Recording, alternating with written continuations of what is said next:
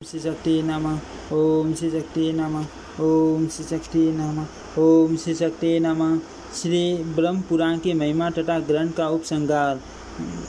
लोमसन जी कहते हैं, देवजीरो इस प्रकार पूर्व काल में महर्षि व्यास ने सारभूत निर्दोष वचनों द्वारा मधुर वाणी में मुनियों का यह पुराण सुनाया था। इसमें अनेक शास्त्रों के शुद्ध एवं निर्मल सिद्धांतों का समावेश है। यह सहज शुद्ध है और अच्छे शब्दों के प्रयोग से शोभित होता है। इसमें यथाष्टांग पूर्वक पक्ष और सिद्धांत का प्रतिपादन किया गया है। इस पुराण को न्यायानुकूल रीति से सुनाकर परम बुद्धिमान वेद व्यास जी मौन हो गए। वे श्रेष्ठ मुनि भी संपूर्ण मनोवांछित फलों को देने वाले तथा वेदों के तुल्य माननीय इस आदि ब्रह्म पुराण को सुनकर बहुत प्रसन्न और विस्मित हुए। उन्होंने मुनिवर श्री कृष्ण द्वैपायन व्यास की बारंबार प्रशंसा की। मुनि बोले, मुनि श्रेष्ठ, आपने हमें वेदों के तुल्य प्रामाणिक तथा संपूर्ण अभीष्ट फलों को देने वाले सर्व पापहारी श्रेष्ठ पुराण सुनाया है।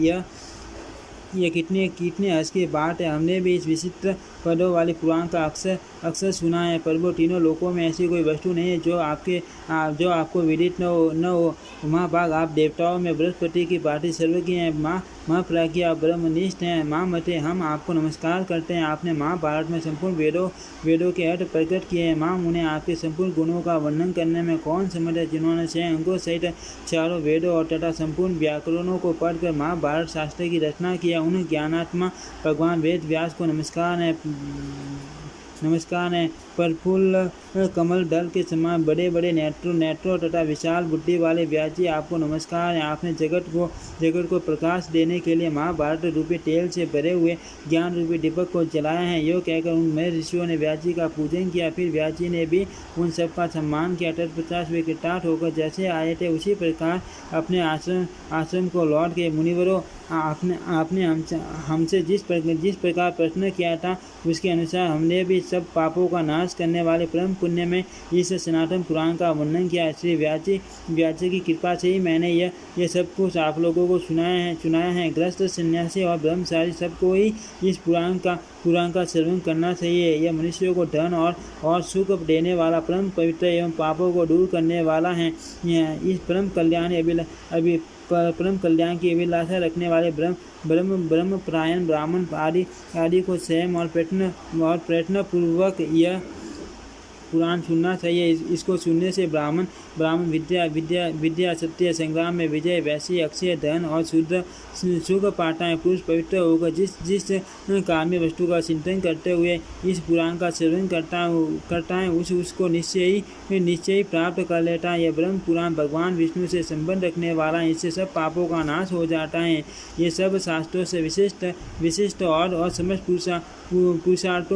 पुरुषार्थों का साधक है। यह जो मैंने आप लोगों को वेद तुल्य पुराण का श्रवण कराया है, इसको सुनने से सब प्रकार के दोषों से प्राप्ति होने वाली पाप राशि का नाश हो जाता है। प्रयाग, पुष्कर, कुरुक्षेत्र तथा अर्बुदारण्य आबू में उपवास करने से जो फल मिलता है वह इसके श्रवण मात्र से मिल जाता है। 1 वर्ष तक अग्नि में हवन करने से पुरुष को जो पुण्य में फल प्राप्त होता है वह इसे एक बार सुनने से ही मिल जाता है। ज्येष्ठ मास के शुक्ल पक्ष की द्वादशी को यमुना में स्नान करके मथुरापुरी में श्री हरि के दर्शन से मनुष्य जिस फल का भागी होता वह एकाग्र शेष से होकर इस ब्रह्म पुराण की कथा कहने से ही प्राप्त हो जाता है। जो इसका पाठ अथवा श्रवण करता है वह भी उसी फल को प्राप्त करता है। जो मनुष्य प्रतिदिन सदापूर्वक इस वेद समेत पुराण का पाठ या श्रवण करता है वह भगवान विष्णु के धाम में जाता है। और जो ब्राह्मण मन और इंद्रियों को संयम में रखकर पूर्वोक्त दिन तथा एकादशी और द्वादशी तिथि को ब्रह्म पुराण बांटकर दूसरों को सुनाता है वह वैकुंठ धाम में जाता है। यह पुराण मनुष्य को यश, आयु, सुख, कीर्ति, बल, पुष्टि तथा धन देने वाले और अशुभ सपनों का नाश करने वाला है। जो प्रतिदिन तीनों संध्याओं के समय एकाग्रचित और सदापूर्वक की श्रेष्ठ उपाख्यान का पाठ करता है वह संपूर्ण अभीष्ट वस्तुओं को प्राप्त कर लेता है।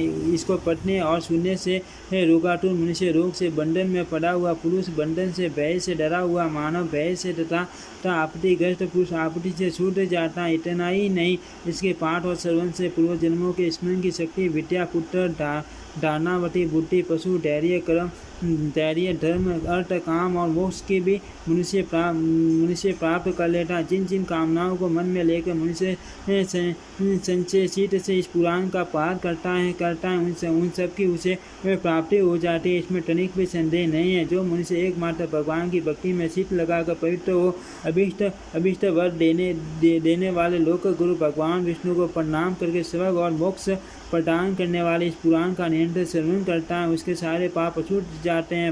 वह इस लोक में उत्तम सुख भोग स्वर्ग में भी दिव्य सुख का अनुभव करता है। तत्पश्चात प्राकृत गुणों से मुक्त वो भगवान विष्णु के निर्मल पद को प्राप्त होता है। इसीलिए एकमात्र मुक्ति मार्ग की इच्छा रखने वाले सर्वधर्म परायण श्रेष्ठ ब्राह्मण को मन और इंद्रियों को वश में रखने वाले कल्याणकामी उत्तम क्षत्रियों को, विशुद्ध कुल में उत्पन्न वैश्यों को तथा धर्मनिष्ठ शूद्रों को भी प्रतिदिन इस पुराण का श्रवण करना चाहिए।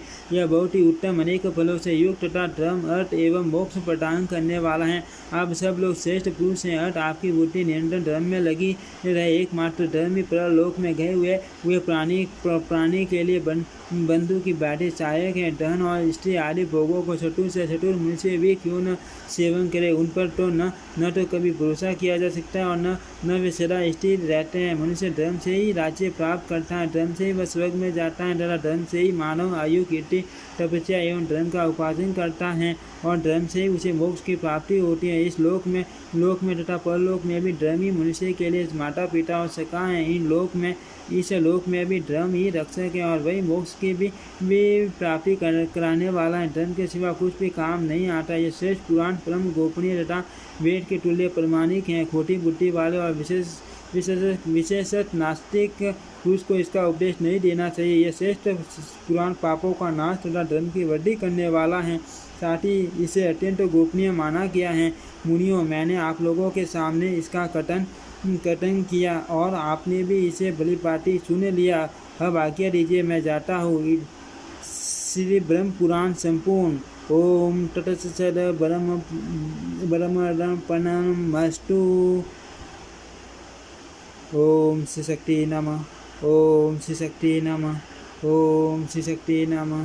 ओम श्री शक्ति नमः। ओम श्री शक्ति नमः।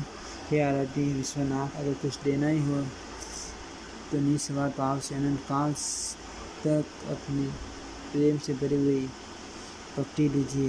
निस्वार्थ भाव से अनंत काल तक जो कभी समाप्त न हो, प्रेम से भरी हुई भक्ति दीजिए, अन्यथा कुछ नहीं चाहिए। वैसे तो आप ही सब कुछ कर रहे हो, लेकिन फिर भी इच्छा तो बनी रहेगी आपके भक्ति की प्रति। ओम श्री शक्ति नमः। ओम श्री शक्ति नमः। ओम श्री शक्ति नमः। ओम श्री शक्ति नमः।